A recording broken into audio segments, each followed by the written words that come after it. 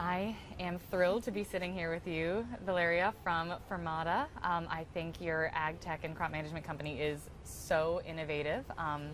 And so I guess I want to start by asking you to talk about the founding story of your company. You used to be involved in a startup that dealt with diagnosing severe cancer patients. How did you get into ag tech? Yeah, it's a funny story. So my background is in biotech, and I was studying applied maths and then working in different biotech startups, leading AI teams. So actually AI is field of my professional expertise, and I think I pretty much understand how biotech and medtech works. And I was never thinking of switching the industries, and I think that I'm the farthest person from agriculture like in the world, because I never saw how the plants grow. I never had any plants at home, so I had absolutely no idea what problems can be there with the plants.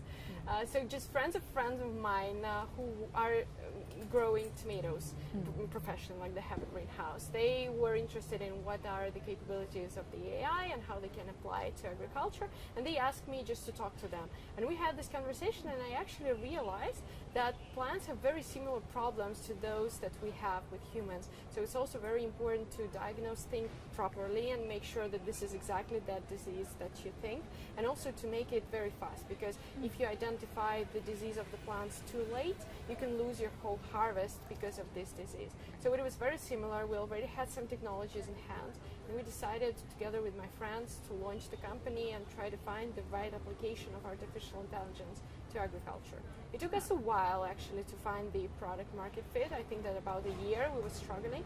We were first thinking that we'll be doing a robotics company. We even built a prototype. So we did the standard story of startups when you start coding and developing your product before you talk to any customers and understand the market. But this learned us, we learned a lot of things at that point, and eventually we found the product that we're developing now. Cool. I had no idea.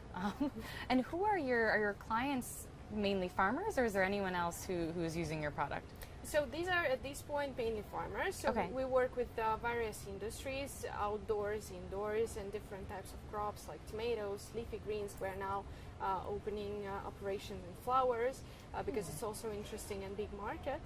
And our main clients, yes, these are the growers who actually produce the crop. So we work with agronomists or other internal experts who are responsible for the health of the plants. And also we are working to connect growers to external experts who are called crop consultants, who help them to make right decisions with their plants. It's very similar to how telemedicine works. Yeah. So this is where the inspiration for Fermata came from. Can you explain exactly how AI applies in this and how exactly your technology works? Okay, so how the farmer typically controls the health of his plants. He has a team of workers who are called scouts, and these scouts, they walk in greenhouse, in the field, look at every plant from morning to evening, and of course the human factor and the limitations of human vision leads to that people sometimes miss that there is a problem. And then this problem grows and farmer loses his harvest. And what we do is we install cameras in the greenhouse or in the fields. So we use off-the-shelf cameras, which people typically use for security purposes. And these cameras capture images of every single plant, of every single leaf. And these are thousands of images. You cannot process them yourself. So we have to use artificial intelligence here, computer vision, which processes these images, identify whether there are pests or diseases on the plants, and then if we identify something, we notify the farmer through the app that he has to react immediately and deal with this problem. That is so cool. This is the technology of the future, especially when it comes to farming. And I guess going along with that, in what ways do you believe technology has the power to affect the world's future food supply? So we have two goals, which are sustainability goals, basically. One is that we want to reduce losses of harvest for the farmer, because this is one of the main sources of food waste on Earth. And if the farmer is capable of reacting fast to the problems with his plants, then he loses less harvest, obviously. So on average, farmers lose up to 30% harvest per cycle, which is a lot, of course, and it can be even much more. So this is the goal number one. The goal number two is we want to help farmer use much less chemicals, because now they have to apply them from time to time because they cannot be sure whether they have some disease or not.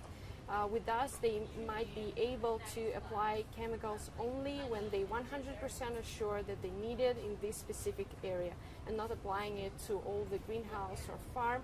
And this, of course, leads to healthier food eventually. Interesting. Now, I want to talk a little bit about a hot button issue that I think is super relevant to what you do, which is climate change. What do you think are the biggest challenges in terms of how climate change impacts your business, and how are you working to overcome them? So I think it's not challenge for our business, it's more a challenge for our clients. And for them, of course, climate change is something that makes things unpredictable. You know, you might not have rain, or you might have too much water, or there is change in electricity prices. You have, when you're a grower, you have a lot of different factors that affect your business, and you have to play with them to be as productive and efficient as possible. So this is where we help them. So data is very, very important in this case. You need to capture as much data as possible and build some models, because you cannot do this with just your brain. You're a simple human, you know. That's why you need artificial intelligence to make as much sense of data as you can. Absolutely. And what trends, either in food tech or just technology in general, what trends in tech are exciting you the most right now? For me, and as we're sitting here in Israel, if I'm right, more than 30% of world companies that do artificial meats are from Israel. And I think that this is a great tech. So this is what I'm monitoring myself, because I think that this is definitely the future. There are a lot of technological issues there from biotech perspective. This is why also this is somehow related to me. And I think this is very, very interesting, and I see this as a next big change in the way we consume food. So I guess going along with that, what new products or horizons or ideas are on the horizon for Fermata? Are you looking at stuff to do with alternative meats, or anything else you're thinking of?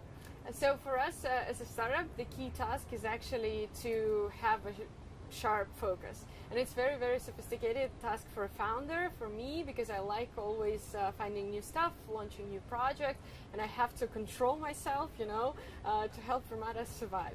And I stepped from the CEO position 2 months ago, and now I'm Chief Innovation Officer, and we have amazing, amazing new CEO in the company. And my goal is actually to build like this innovation strategy for our team. And at this point, we're mostly focused on you know, targeting different markets. So as I said, for example, flowers is the market which we see huge value in, because there you also have to control appearance of the plants very well. It fits very good with our technology, and there is a lot of money in this market and a lot of need. So I believe that this is the main next step for Fermata. Excellent. Jen, thank you for sharing your story and your company with us, Valeria, and I wish you and Fermata truly the best of luck as you continue on this journey. Thank you so much. Thank you.